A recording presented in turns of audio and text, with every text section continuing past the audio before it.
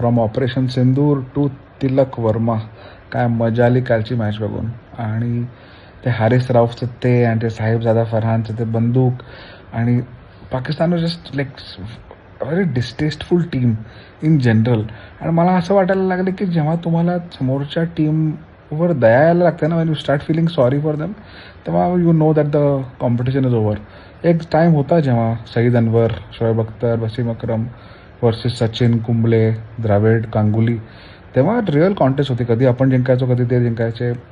त्यांची bowling attack खरंच खूपच डेंजरस होती. पण आता the competition is not there. Suryakumar Yadav बरोबर बोलतात. आणि sports is such a uniting thing. येतात नीरज चोप्राची जॅव्हलिन थ्रो म्हणा, किंवा मीराबाई चानूचे लिफ्ट्स म्हणा, किंवा आता Smriti Mandhana and the Indian women's team winning.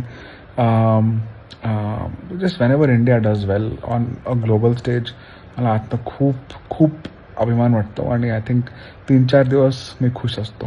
मला वाटतं टायटन कप जिंकला होता, शारजा, मग नॅटवेस्ट ट्रॉफी, तेव्हा आम्ही 1-2 आठवडे खुश राहिलो होतो वेन इंडिया वन. आणि I think about India for example compared to नेपाळमध्ये पूर्ण रिबेलियन झाला आहे. The government was overthrown. Pakistan has been just economically so downtrodden. आता फ्लड्स वगैरे पण आले आहेत. Military it's a religious state. It doesn't have a national identity at all in my view. पण just feel bad for the common person there, frankly. Run by the military. The chance for someone, no educational institute of any note, no research of any note.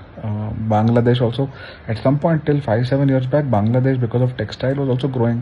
पण आता तिकडे पण government instability.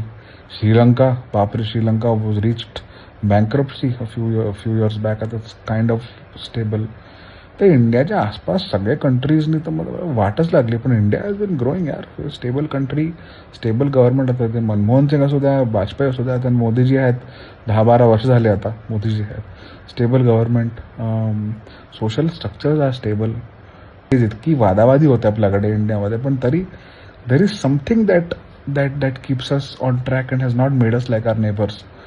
We have freedom to practice any religion, go study anything that we want. Government infrastructure is, they're trying to make it as affordable to as many people as possible.